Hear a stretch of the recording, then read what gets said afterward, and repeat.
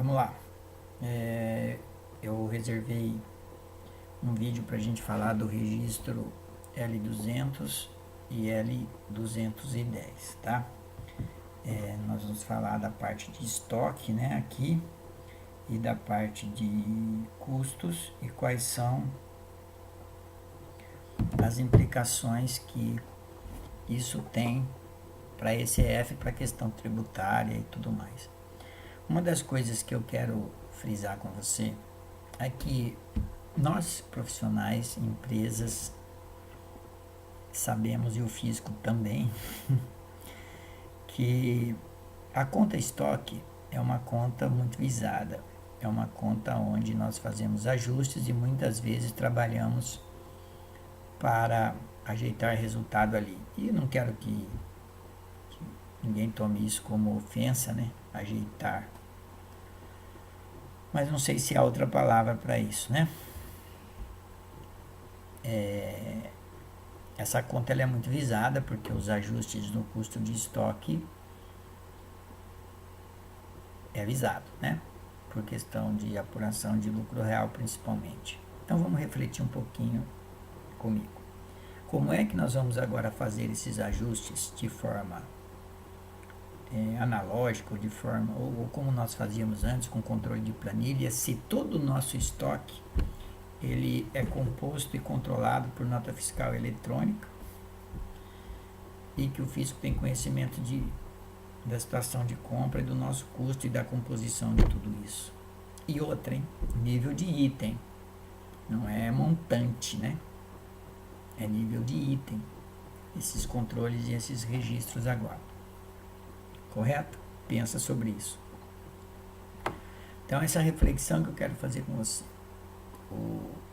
O estoque, além de visado, agora ele tem um controle muito mais aprimorado por parte do fisco do que a gente imagina, né? Por conta da nota fiscal eletrônica, tá certo?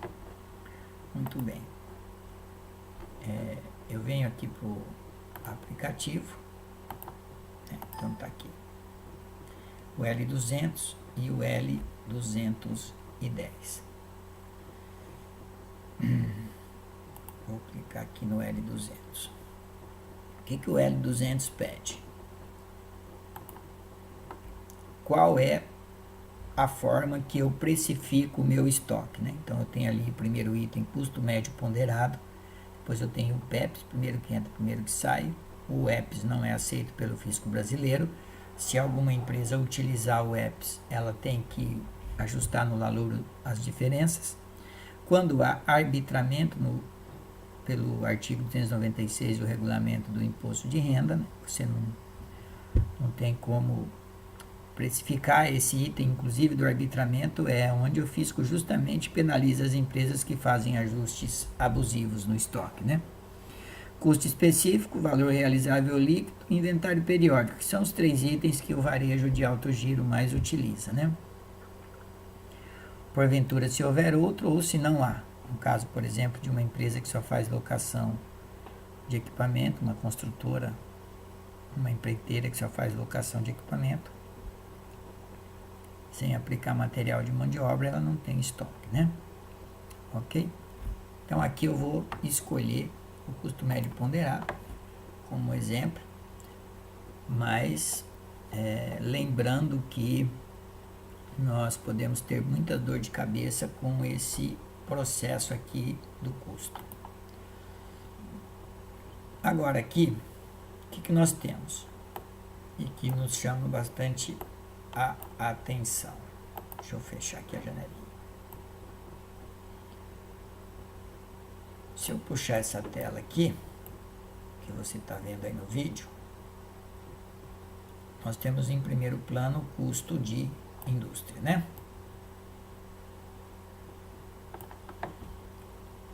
Ora, se eu não tiver elaborado na minha contabilidade integrada uma contabilidade de custo que atenda essa especificação aqui, não tem como eu atender.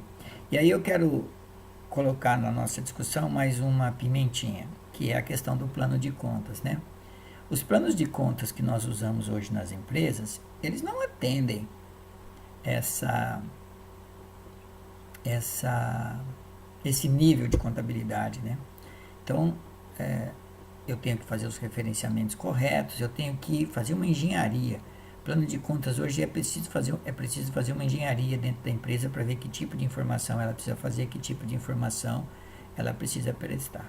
Então, por menor que seja a indústria, pequena empresa, eu não vou conseguir atender um layout desse se eu não tiver aqui uma contabilidade de custo elaborada, tá certo? Na parte do comércio, que é aqui do 32 ao 38, é um controle um pouco mais tranquilo, né? Mais usado no varejão também. Também, estoque no início, mais compra, menos estoque final. Lembrando que eu tenho que separar contabilmente o que é mercado interno e mercado externo, tá certo? Mas o nó maior está por vir aqui, ó, que é o prestador de serviço. Lógico que não são todas as atividades que são atingidas, mas olha só. O prestador de serviço, ele tem o seu custo de estoque de serviço. Ah, mas estoque de serviço, eu nunca vi falar nisso. Pois é. Olha aqui, ó, saldo inicial de serviço em andamento. É uma conta de estoque, né? Onde você vai ter estoque de serviço em andamento. E também tem que elaborar uma contabilidade de custo, porque é a mesma máscara da indústria, né? E quero que você olhe bem aqui essa tela, né? Se você tiver com o computador do lado abrindo seu aplicativo, você deixa aberto. Quero voltar o vídeo aqui em mim para a gente discutir essa questão do custo do prestador de serviço, tá? Vamos pensar comigo. Vou dar um exemplo aqui. Uma empresa contrata uma empreiteira para finalizar um prédio de 10 andares. Nós temos pouca cultura de gestão de contrato no Brasil, né? Pouca cultura de gestão de contrato. Então aqui eu quero dar um alerta que o que determina a contabilização adequada para a prestação de serviço não é nota fiscal. Nota fiscal é a realização da receita.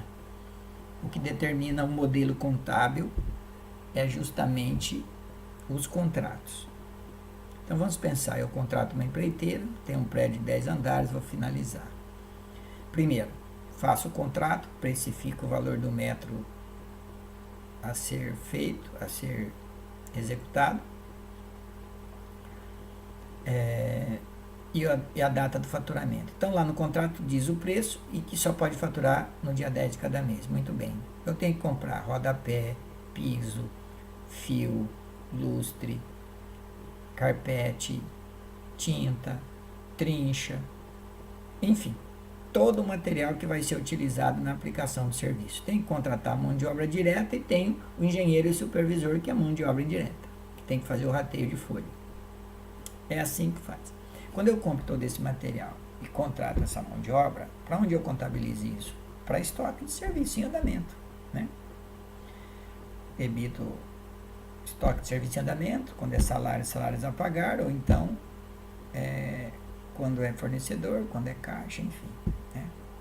Contabilização, você certamente sabe do que eu estou falando. Legal. Aí, chega no dia 10 de cada mês, você vai ter que faturar. Só que no dia 30 você fechou o balanço, tem que fechar. Regime de competência, não tem? Você vai mandar fazer a medição. Aí chega a medição, tem 2 andares prontos. Você já tem uma receita, você está fechando o balanço, você já tem uma receita, mas não pode faturar por conta do contrato. Então você vai abrir uma conta no passivo circulante, porque é questão de 10 dias, uma conta de passivo ou receita a faturar ou receita diferida, né? O nome mais correto, receita diferida. E você vai reconhecer essa receita contra uma conta de contas a receber, debita uma conta a receber e credita uma conta de passivo de receita diferida ou receita a faturar. Dia 10 você fatura, reconhece efetivamente a receita e aquele custo de estoque que está lá, você joga para o resultado, né? Ou seja, para o prestador de serviço, eu preciso ter um balanço elaborado nessas condições, né? Voltando aqui ao aplicativo, nessas condições, para poder atender isso aqui com clareza, né? E não deixar nenhuma dúvida que a minha apuração do custo do meu estoque está adequada, entendeu? É isso que eu queria alertar vocês. Essa parte do estoque, né? Ela vem sendo, a Receita vem melhorando muito essa gestão, vem trabalhando desde 2004 na composição desse banco de dados, das notas fiscais eletrônicas, do cruzamento com as FDs, né? PIS, COFINS, ICMS, IPI, onde as notas são melhores registradas, com as contas de receita da contabilidade. Então você tem todo um cruzamento de informações aí que vai produzir. E quando a gente coloca nesses arquivos digitais as informações incorretas ou inconsistentes, o que nós estamos fazendo? Colocando prova contra nós mesmos, né?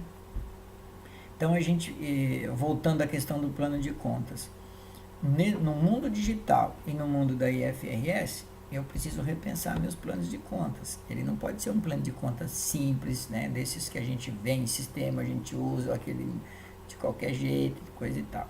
A gente precisa de planos de contas elaborados, nós precisamos de contabilidade, sobretudo a contabilidade por lucro real, né? Nós precisamos de desenhar o plano de contas de acordo com a atividade da empresa, de acordo com os relatórios que ela precisa, com as informações que ela precisa, de acordo com os layouts digitais e de acordo com as regras contábeis internacionais. Esse é o padrão que é hoje exigido. Ou a gente aprende isso, né? Treinando e melhorando a nossa performance técnica, ou nós seremos penalizados para que possamos aprender, né? O caminho da dor ou do amor, né? Que a gente fala. Tá certo? Então, ali no meio do balanço nós vamos ter esses dois registros, né? O L200 e o L210, aonde o custo de estoque vai ser inserido. Eu quero alertar vocês de que nos últimos 2 anos, né, da ICF, que a gente vem acompanhando muito de perto, as empresas e os profissionais, elas têm sido feitas de forma, não vou dizer equivocada, mas com uma qualidade muito ruim, né? Muito ruim, que pode gerar futuramente muitos dissabores e muita dor de cabeça. Nós não podemos esquecer que a Receita tem 5 anos para vir atrás do que é dela, né? Então nós precisamos tomar cuidado. Tá certo? Quando tem custo envolvido, nós precisamos elaborar essa contabilidade de custo, evidenciar, porque evidenciar é um dos pilares da IFRS, né? Deixar claro, deixar evidente a informação. E na ECF nós estamos entregando essa informação eletrônica de forma equivocada. Nós nunca precisamos entregar para o fisco o nosso estoque, né? Então, é aquilo que eu falo, no campo da obrigação acessória, se ele não concordava das declarações, quando ele não concordava, ele tinha que abrir um procedimento fiscal, vir para a empresa e ficar ali 2 anos pedindo documento, né, e tal, coisa, para poder fazer a fiscalização. Hoje ele não precisa mais disso, né? Hoje ele tem as informações eletrônicas e digitais que ele cruza e consegue nos autuar e nos penalizar por isso. É um mundo novo, é um mundo diferente que a gente precisa observar, tá certo? Qualquer dúvida, nós vamos ter a nossa aula presencial, você pode anotar suas dúvidas e perguntar, e futuramente também aí nas nossas mídias de contato com os nossos alunos, nós vamos respondendo caso tenha ficado alguma coisa que não completou aí a sua necessidade, ok? Até a próxima aula, até o próximo vídeo.